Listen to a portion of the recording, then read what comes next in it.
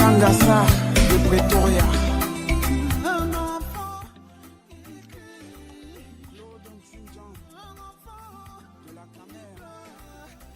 École publique de Bikok.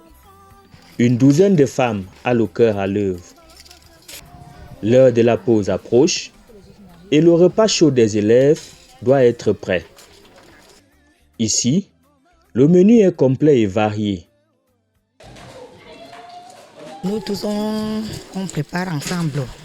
Lundi, c'est le pain œuf. Mardi, la sauce d'arachide avec le riz. Mercredi, sauce gombo avec le couscous maïs. Jeudi, le zom sauté avec le manioc. Vendredi, le haricot avec le riz. Le programme Home Grow School Feeding du PAM, Programme alimentaire mondial, implémenté il y a quelques semaines seulement, porte déjà des fruits. L'objectif principal de ce projet, c'est d'abord l'accès à l'éducation, favoriser l'accès à l'éducation, la fréquentation des élèves, leur maintien et améliorer leur concentration, surtout diminuer le taux, ou bien même annuler le taux d'absentéisme. Secondo, nous avons aussi un objectif de nutrition, de santé-nutrition, puis améliorer les indicateurs de nutrition. Peut-être ce qu'on ne vous a pas dit, c'est l'un des indicateurs qui est au rouge dans la zone de Bikok en termes de malnutrition chez les enfants. Ce programme, qui vise à lutter contre la déperdition scolaire à Bikok, dans le département de la Mofoué-Akono, région du centre, est accompagné par Plan International qui met tout en œuvre pour sa réussite. Plan International sur le terrain apprend aux enfants comment laver les mains avec du savon et de l'eau coulante avant la consommation de chaque repas.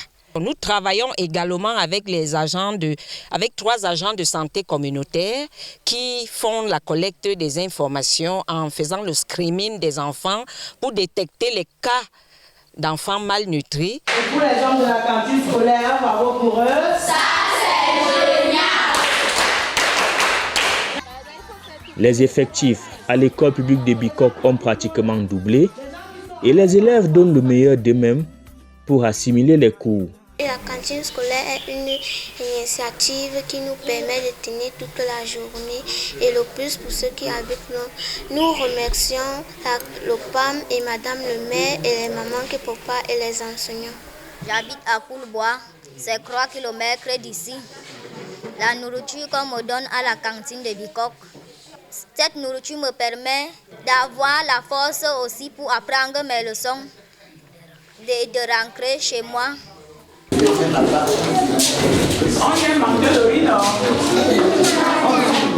Il y a des objectifs que nous nous sommes fixés. Oui, je vais commencer par celui qui concerne, n'est-ce pas, l'amélioration du taux de fréquentation. À ce niveau, je voudrais vous dire que l'objectif est largement atteint. Il reste maintenant celui lié aux performances. Et c'est au terme, n'est-ce pas, du trimestre que nous le serons. Homegrown Schools Feeding, un programme à multiples impacts qui, au-delà de la lutte contre la déperdition scolaire, favorise l'autonomisation des femmes qui ont créé des champs communautaires et écoulent facilement les produits de leur récolte. Nous sommes au champ communautaire dans le but de nourrir les enfants des écoles publiques. Nous avons le haricot, le manioc, la patate. Il y a des fruits. Oui. C'est un projet aujourd'hui qui s'aligne sur le développement local, qui favorise l'économie locale, puisque c'est de cash que nous injectons dans la communauté.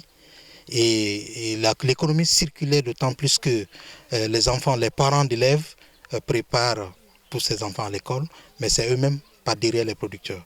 Donc nous achetons leur production et distribuons à leurs enfants à l'école.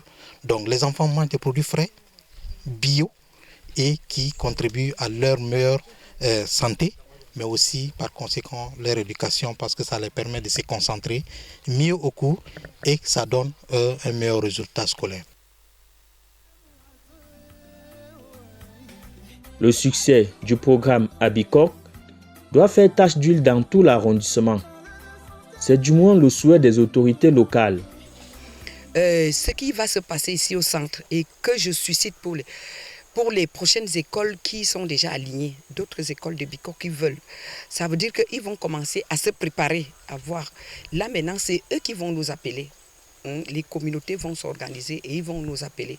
C'est parce que ça, c'était une première expérience. Maintenant que ça a porté du fruit, donc d'autres communautés sont en train de s'organiser, mettre déjà en place, comme on dit, des structures pour que les communautés soient prêtes à accueillir les cantines scolaires, c'est-à-dire que donner à manger aux enfants à l'école, parce qu'il faut beaucoup de l'implication des communautés. Le gouvernement camerounais et ses partenaires au développement ne lésinent pas sur les moyens en ce qui concerne le meilleur encadrement des femmes et des jeunes. L'avenir de notre pays en dépend.